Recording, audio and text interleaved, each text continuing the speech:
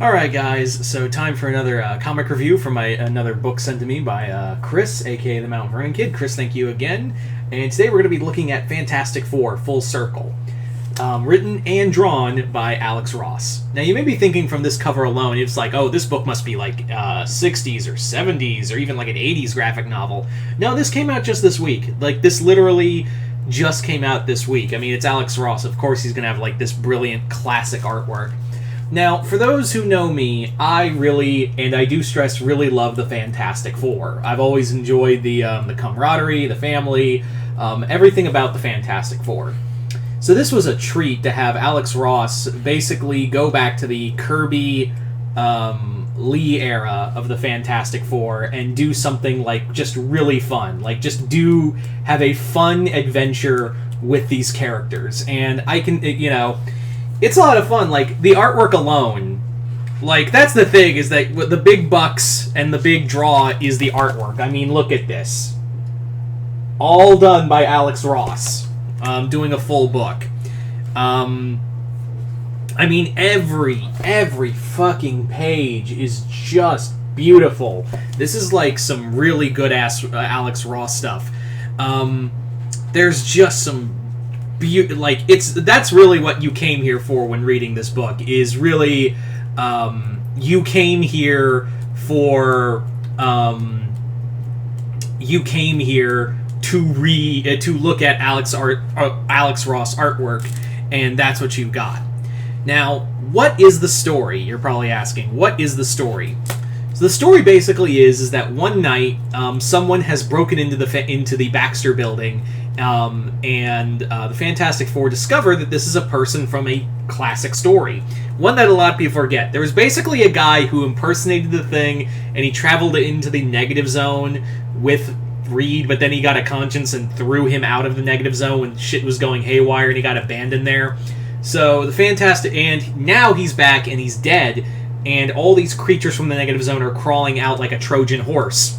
So they decide to go into the negative zone to find out who did this. And Annihilus is in this book, but it's not Annihilus. Yeah, like I said, I was like, the first I saw it, I was like, okay, so the negative zone, you always deal with Annihilus. And they actually, like, Alex Ross, it's kind of clear that Alex Ross knows his shit about, like, about Fantastic Four, because these are, like, some really, like, obscure stories he's referencing in here, and very obscure characters. He doesn't reference Doom.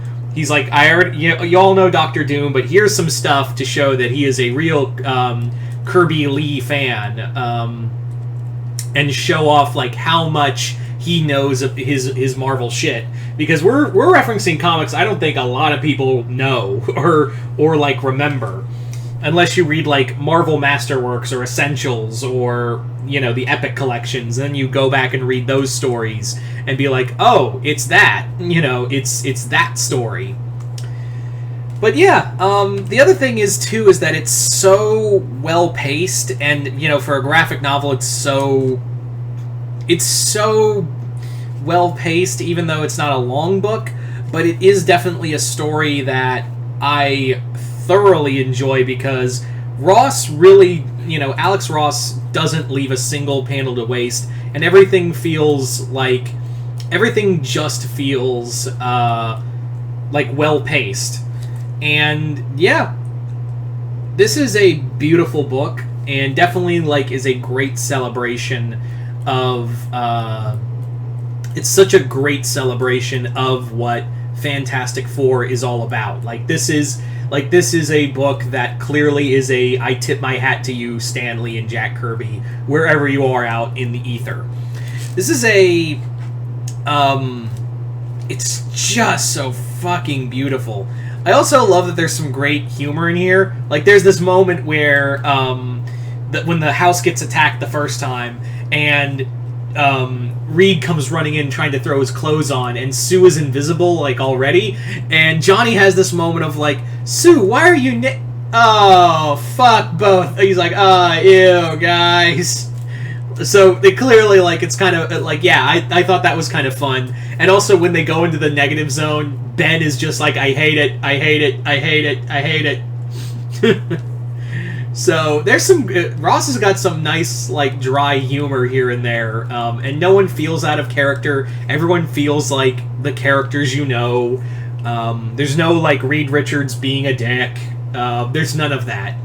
If you are a major Fantastic Four fan or just love Alex Ross's artwork at all, I would say give this a look. I would definitely say give this a look. It is about $25, and it is a bit oversized. Like, it is an oversized book, but honestly, that's how you should do like an Alex Ross book, is a bit oversized.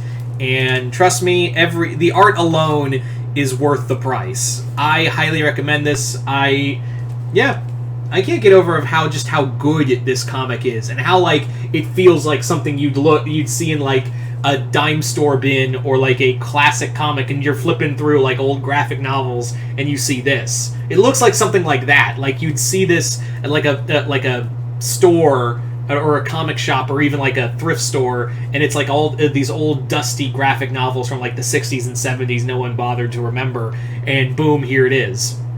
But yeah, like I said, this literally just came out this week, so if you're a Fantastic Four fan, if you're a Marvel fan, or you just love Alex Ross artwork, yeah, I highly recommend getting this book no matter what. But yeah, so once again, Chris, thank you again for sending me this comic. This was a lot of fun. And you guys tell me in the comments below. If you've read Fantastic Four Full Circle, tell me what you guys thought of it. But other than that, hope you all enjoyed this. I'm Mr. Multiverse. I'll see you next time in the Multiverse.